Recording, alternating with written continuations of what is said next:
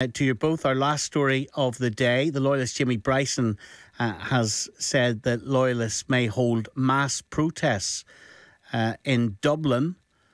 Let's speak to him. Good morning to you, Jamie. Good morning, Stephen. Good morning. Former Irish Labour Senator and commentator Maria Carroll with us this morning as well. Maria, good morning to you. Good morning, Stephen. Good morning. So what do you know, Jamie? Well, I think firstly it's a perfectly logical conclusion that I think you'll see from the banners being carried at many of the protests that there's a feeling that the European Union aren't listening, and the Irish government clearly aren't listening given the increasingly aggressive rhetoric coming from them. So I think logically if you're going to protest, then there has to be a target for that peaceful protest. And I think it's perfectly logical, and I've heard many people discussing in recent weeks that actually minds should now turn to bringing those protests to the heart of the part of the European Union that was responsible for bringing this protocol to Northern Ireland, that was responsible for going to the European Union, waving around articles of IRA bombs for political leverage. And as a result of that, I think it's a perfectly logical next step, unless in the interim period something dramatic happens to show that the concerns of unionism and loyalism are listened to. No more logical than protesting outside the gates of Parliament in the UK, where your British Prime Minister signed up to this protocol, where Michael Gove on this very radio station on Good Morning Ulster last week was talking about changing it, not getting rid of it. Well, and what about the benefits of the protocol that Gove was talking about? Sorry, there are no benefits for the protocol, and you could pave an Irish seaboard in gold and it still won't be acceptable. The protocol fundamentally alters the constitutional position of Northern Ireland, and here is a very fundamental question. If the apparent protections for unionism within the Belfast Agreement don't even protect against a repeal of the Act of the Union, then actually what protections does the Belfast Agreement give to unionism at all? What do you really think protests in Dublin is going to achieve, other than you're going to say peaceful protests, and there is the potential for that to go awry? There is the potential for things to kick off. What are you going to achieve other than nothing? You know, what was very interesting was I never heard you pose to Leo Varadkar what he felt was going to be achieved by talking up the prospect of IRA bombs, by waving around articles. I never heard you ask Claire Hanna in depth what she thought was going to be achieved by talking up civil disobedience at a minimum. And yet when loyalists peacefully, entirely peacefully, say that they might take their protests to the very people they want to protest against, the people who have argued and fought... Is this the same loyalists who were wearing balaclavas on the Shankill? In terms of... sorry, what? Is this the same loyalists who were wearing balaclavas on the Shankill? Well, in the first instance, there hasn't been any protest to Dublin planned, and that's pretty clear. That's what people are talking about. It's where minds are turning to. So I have no idea if there were to be a protest in Dublin who would go or who would not go. But I mean, look, the issue is this. The PSNI are seeking to pursue people within the loyalist community within days for exercising the right to peaceful protest. I mean, it took them 6 months to so much even try and interview anybody in relation to the IRA show strength at the funeral of Bobby Story. So many people may take the view that they want to conceal their identity because they don't want to fall foul of that type of harassment from the PSNI. Maria?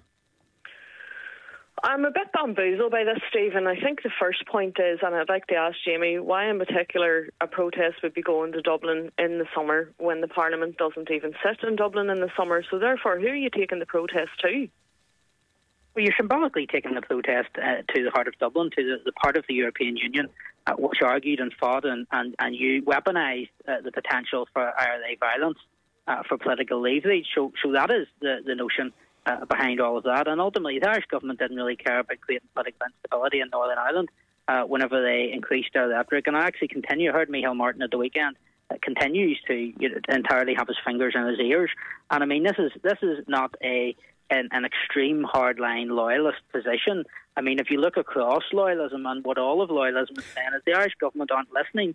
And that's being said Maria, from mainstream unionism to the LCC. Let's give Maria a bit more time. Everybody else. I mean, I just think there is a folly in protesting when a parliament isn't even sitting. I don't understand the logic for it. But secondly, I think there is I'm extremely disappointed with the loyalist community at the minute, or with those sections of the loyalist community that are ramping this up.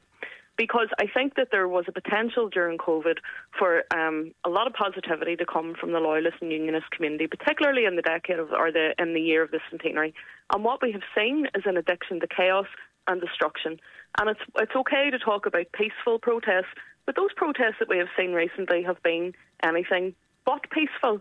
You know, and you cannot then call for people to come out onto the streets and say, oh, well, I advocate peaceful protest, but I can't guarantee that it's absolutely going to be. If you cannot guarantee a peaceful protest, Jamie, then you've a personal responsibility to step aside and not engage. And you have said, Jamie Bryson, I can read the newsletter quoting you here in the last few minutes. If they're going to impose instability on Northern Ireland in the form of the protocol, then we can impose instability on their country. What instability on their country? What do you mean?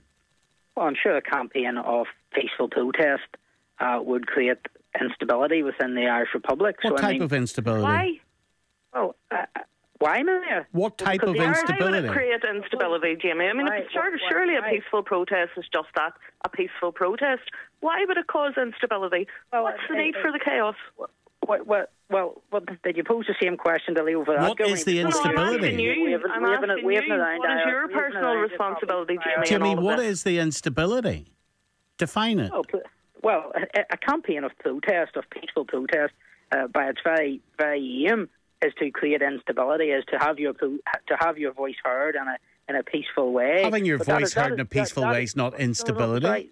Sorry, a campaign of protest is designed to create whatever you want to call it, instability, to create enough noise, to have your message heard and to have people set That's up. That's not instability. And take You're notice. having your message heard this morning. You're not creating instability in the Nolan show. Why would you want to create instability in any country tackling a pandemic? Why would you want to do that? That is a really good idea. That is a really good question, and I think that question should first be posed to the Irish government, who appear to want to create instability in Northern Ireland by trying to, against the consent of the Unionist people, have this protocol imposed upon us, who went to the European Union, who waved about threat of IRA bombs. Final word to you, Maria. Government. Well, you know, why is that question not being posed to the British government? I think that's the issue. Why are the Irish government getting the blame for something that the British government instigated in the first place and then negotiated? And Loyalism at the time held the British government's feet to the flames over this in relation to the May deal. They could have got a much better deal over that. And now, because it isn't going their way, this protocol isn't going, by the way, and I think that has been recognised even by the DUP in the last week. So I just don't understand this, and it does appear to be an addiction to chaos and destruction. I would much rather that Loyalism engage with the political process positively. We're out of time. Maria and Jamie, thank you very much. Thanks, everyone. See you all in the